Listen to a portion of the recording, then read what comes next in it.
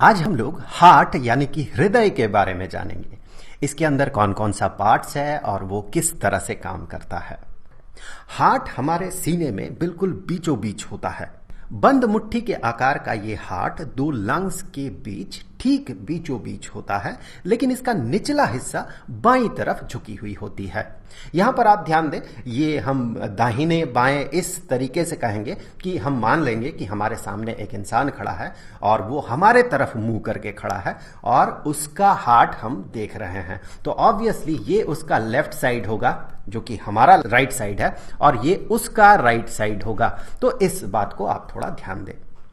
Blood circulation के लिए responsible होता है हार्ट।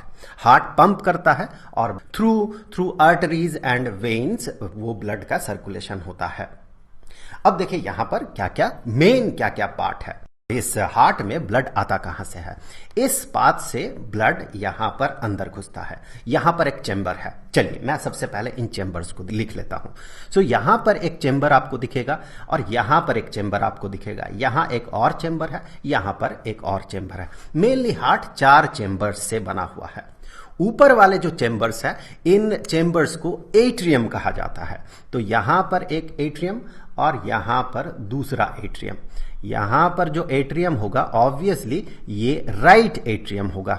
ये जो है ये राइट एट्रियम होगा और इस तरफ जो एट्रियम है ये लेफ्ट एट्रियम होगा।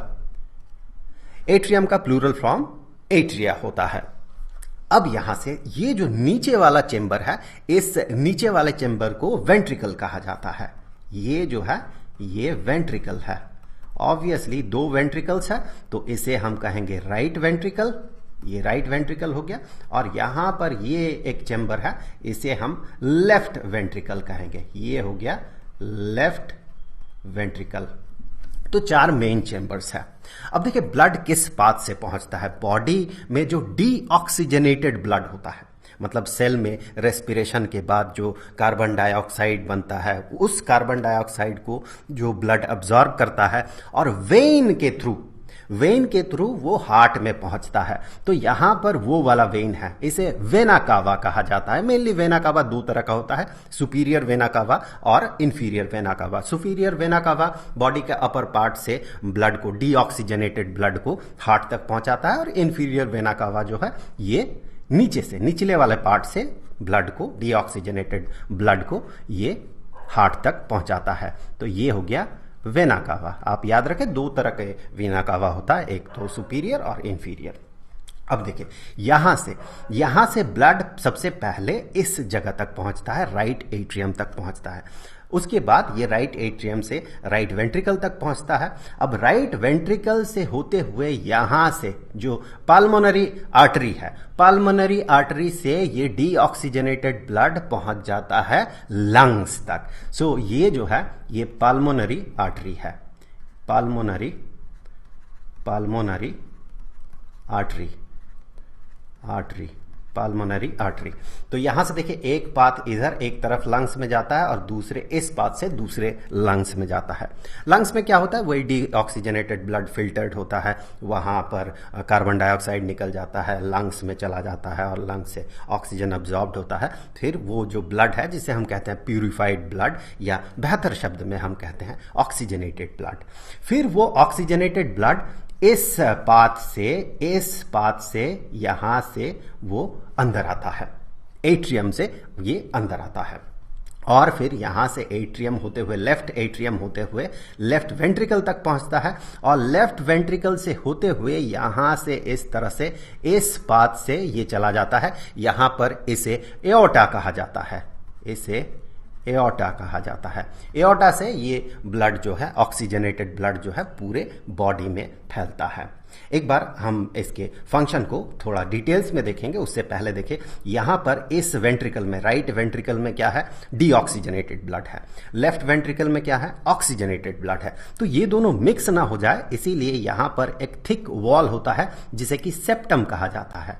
यहां पर ये जो आप वॉल देख रहे हैं, ये वाला जो वॉल है इसे सेप्टम कहा जाता है, जो कि सेपरेट करता है राइट वेंट्रिकल और लेफ्ट वेंट्रिकल को।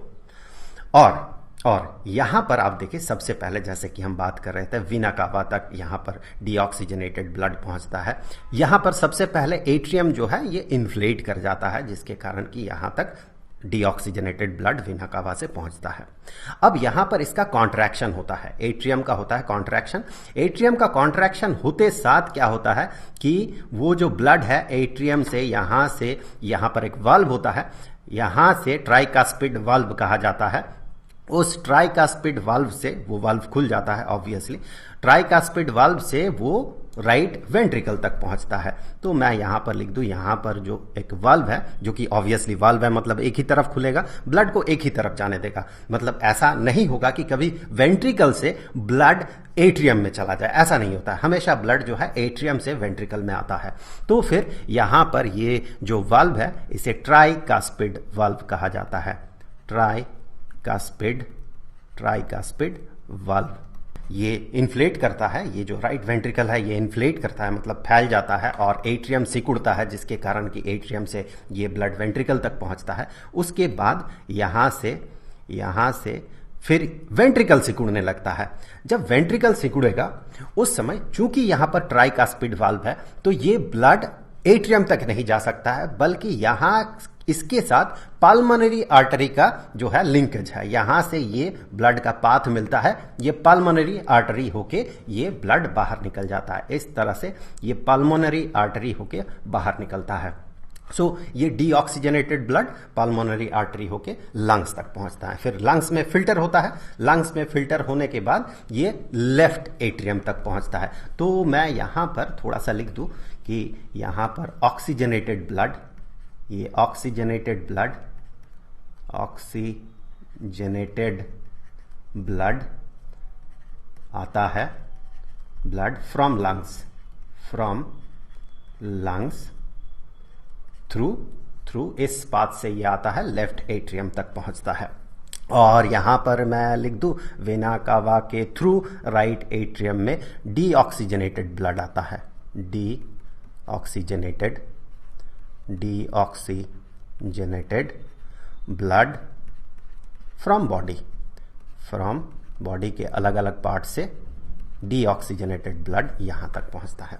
अब देखिए लंग से आया, ये लेफ्ट एट्रियम में आता है। लेफ्ट एट्रियम में कब आता है? जब ये लेफ्ट एट्रियम जो है ये इन्फ्लेट करता है, फैल जाता है, उस समय ये ब्लड यहां पर भर जाता है।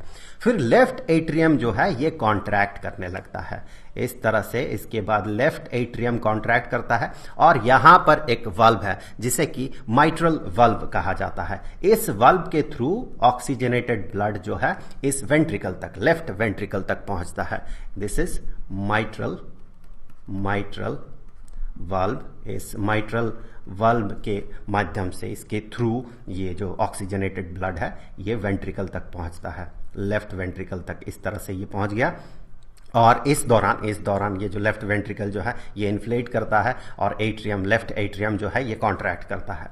उसके बाद क्या होता है कि ये लेफ्ट वेंट्रिकल जो है ये कॉन्ट्रैक्ट करने लगता है। इसके बाद लेफ्ट वेंट्रिकल इस तरह से कॉन्ट्रैक्ट करता है और चूंकि यहां पर एट्रियम और वेंट्रिकल के बीच यहां पर माइट्रल वाल्व है, जिसके कारण कि ब्लड जो है ऑक्सीजनेटेड ब्लड लेफ्ट वेंट्रिकल से वापस लेफ्ट एट्रियम तक नहीं पहुंच पाता, बल्कि ये दूसरा पाथ फॉलो करता है। यहां पर एओर्टा होके ये यहां से ब्लड पूरे बॉडी में चला जाता है। एओर्टा में आगे अलग अलग पाथ्स है, उन पाथ से बॉडी के अलग अलग हिस्से में पहुंचता है।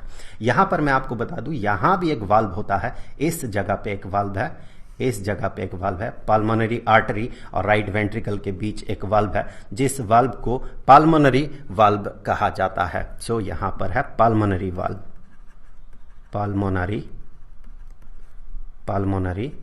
वाल्व। और यहां पर भी एक वाल्व है, इस जगह पे एक वाल्व है जिसे कि एओर्टिक वाल्व कहा जाता है।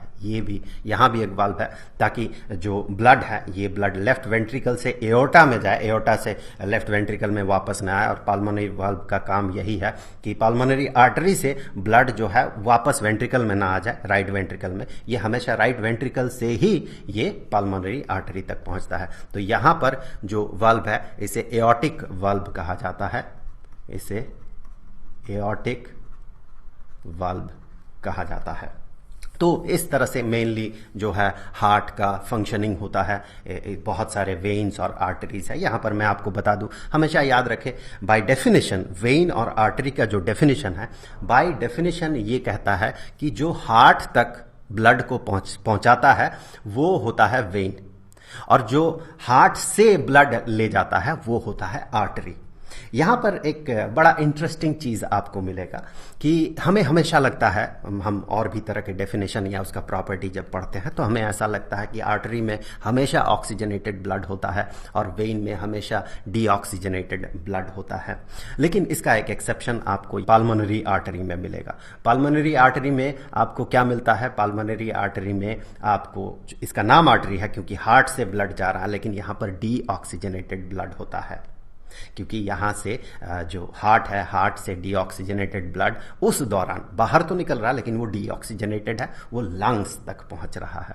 सो ये एक एक्सेप्शन है, ये आप याद रखें कि पाल्मोनरी आर्टरी में डीऑक्सीजनेटेड ब्लड होता है। भले ही उसका नाम आर्टरी ही क्यों ना हो, फिर भी उसमें डीऑक्सीजनेटेड ब्लड होता है। उसी तरह से अगर आप देखें तो एक पाल्मोनरी वेन भी होता है। आपको इस जगह पे एक पाल्मोनरी वेन मिलेगा। अगर आप इसको एक्सटेंड करें तो जिस पाथ से लेफ्ट एट्रियम में लंग्स से ब्लड आ रहा है, ऑक्सीजनेटेड ब्लड आ रहा है, ऑब्वियसली लंग्स तो इसके साथ रिलेटेड वर्ड जो है पाल्मोनरी है, सो पाल्मोनरी है। इस केस में चूंकि हार्ट में ये आ रहा है तो इसे पाल्मोनरी वेन कहा जाता है, ये पाल्मोनरी वेन। तो ये भी एक एक्सेप्शन है। पाल्मोनरी वेन एक ऐसा वेन है जिसमें कि ऑक्सीजनेटेड ब्लड रहता है। तो आई होप कि वीडियो आपके लिए हेल्पफुल रहा होगा। ये